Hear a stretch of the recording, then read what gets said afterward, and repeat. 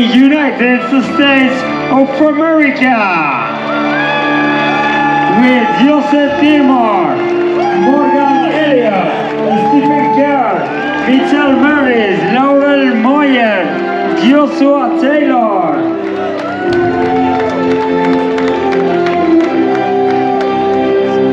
Marisa Al acoger por primera vez en la historia la provincia de Soria y la comarca de Pinares y el Moncayo, la sede de unos campeonatos del mundo de carreras para montaña. World Skyrunning champs. What happened? Well, I finished the race. That's the first piece of good news. It was the hardest race I've ever done by a pretty good measure, which I kind of expected going in based on what we'd been told the course was going to be like. So yeah, it lived up to its billing. I ended up with about 15,000 feet of elevation gain and just over 41 miles. So yeah, it was tough. It was brutal. I'm not sure the percentage of the course that was on anything that I would call a trail, but it's pretty minimal. A lot of it was off-trail scrambles and just cliffs and yeah, a lot of field forest type of stuff where you were just kind of running through brush, trees, other stuff, and yeah, so it was pretty crazy, but I finished. I'm alive, and yeah, let's get into a little bit more. So the goal going into Skyrunning Champs was to place top 10 or possibly podium, which, having never been to one, seemed a little aggressive, but in my head I knew with my training and just kind of where my body was at that there was no point in going in with small goals, right? Just things have been clicking really well.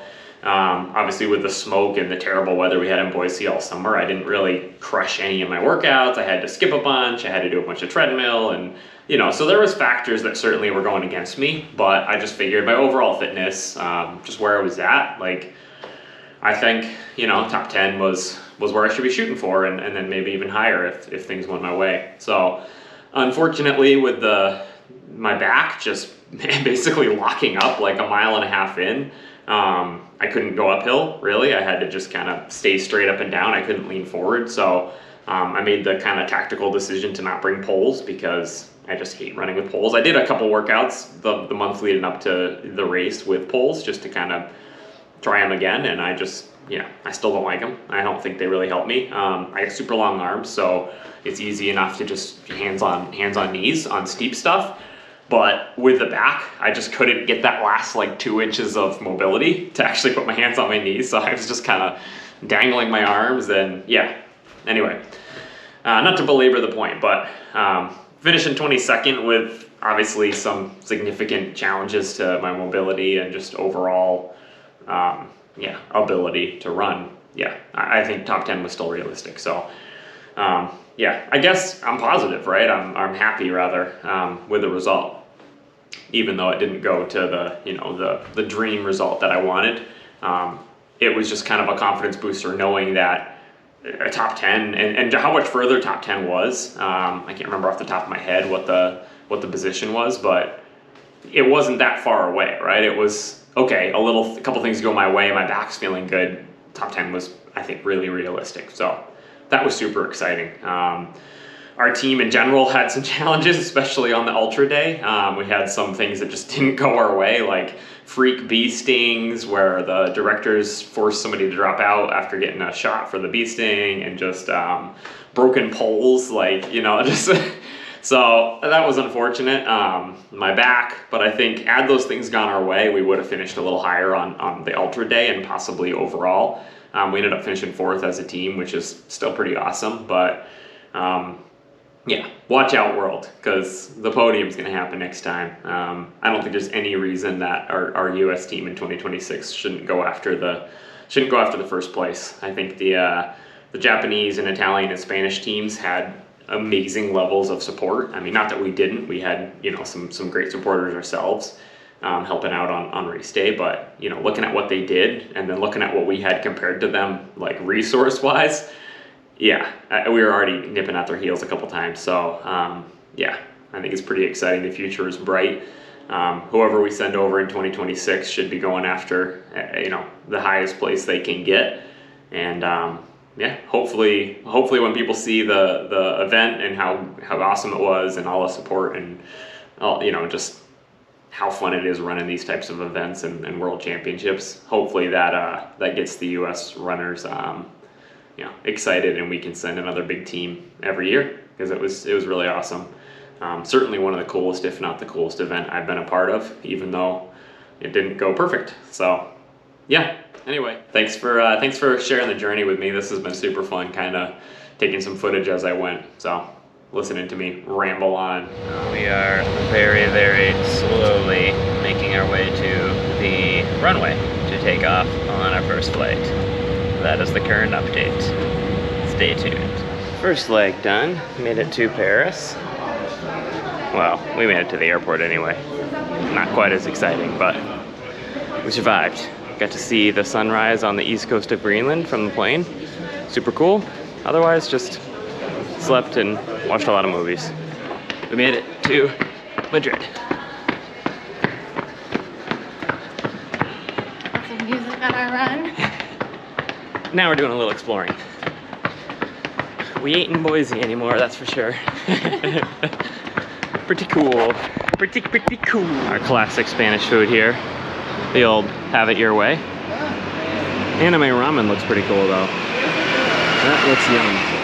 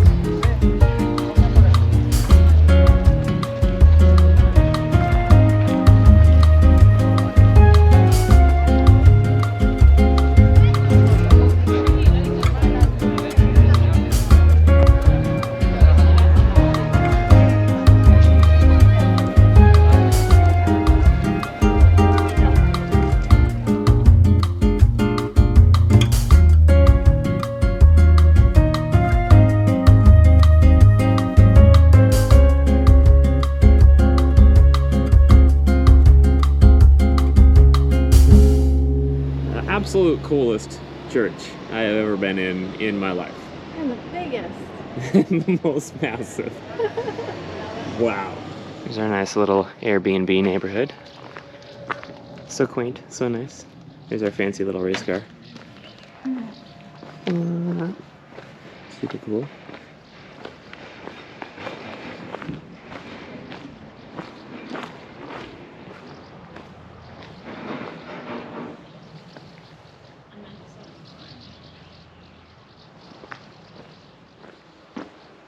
Morning coffee on the stoop, as you do.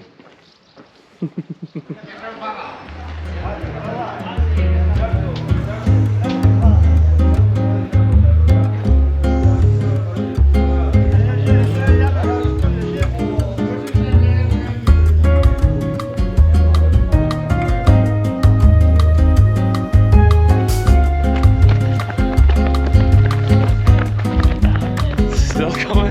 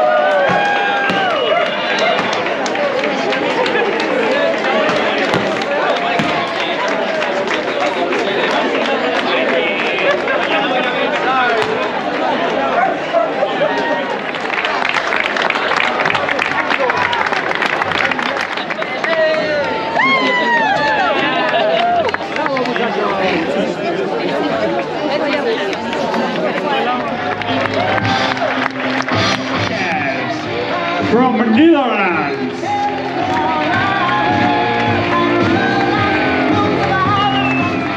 USA, United States of America.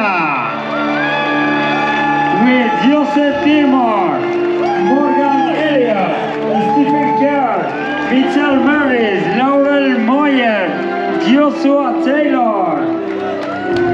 La sede de unos campeonatos del mundo de carreras por montaña. Agradecer a las autoridades aquí presentes y agradecer sobre todo a la Guardia Civil.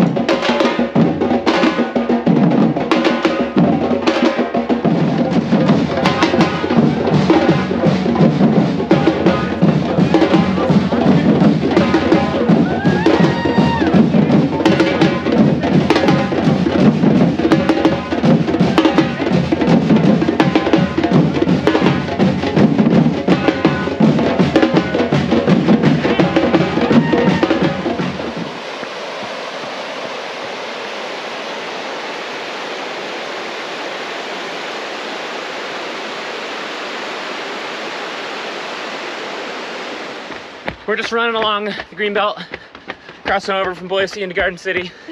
You know, it's a little muddy this time of year. Lots of rains, lots of fall rains, you know. Slightly older. Yeah, there's grapes everywhere. I don't know where they came from, but somebody planted them recently. Yeah, it's pretty cool. They renamed the river, what's the name? Oh yeah, the Boise Duero River now. It's extra little flare. It's just Basque. It's no big deal. Oh wow, look at all Slightly the older. cocktails. Slightly older villas. I guess we're in Eagle now. We got the villas. Yeah. Oh, look up there. There's some. Also, there's like a, you know, castle from the 1100s up here, so that's new / old. And a monastery. And a big monastery on a cliff. Since when are those in Boise? Yeah, we'll cut that stuff out. Yeah.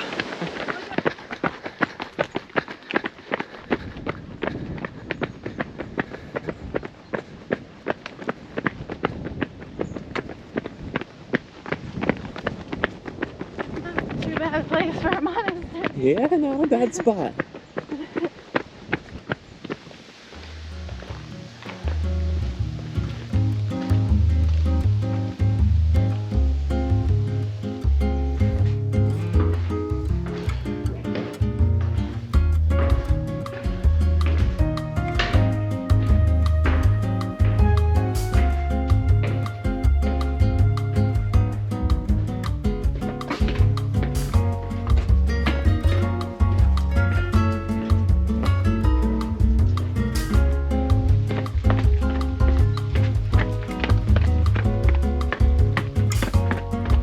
Incredible. What an amazing place.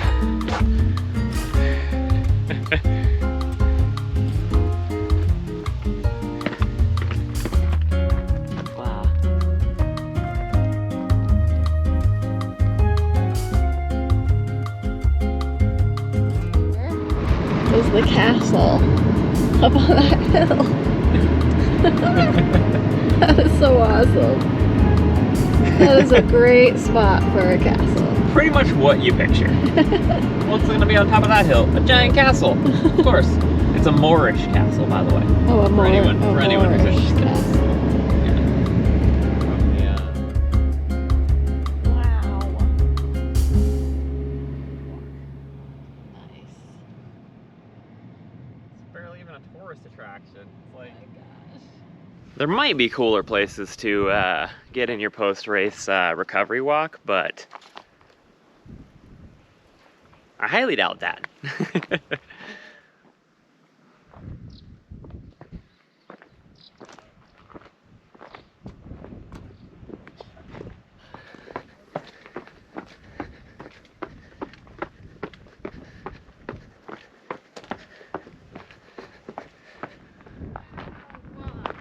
Constructed in 900 something on the remains of an existing castle,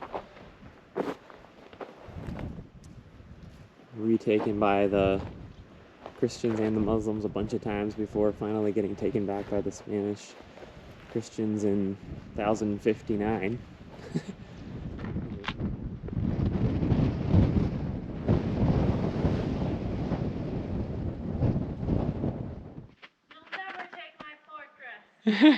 Wait, throw it on your hair so I can climb up. Good views.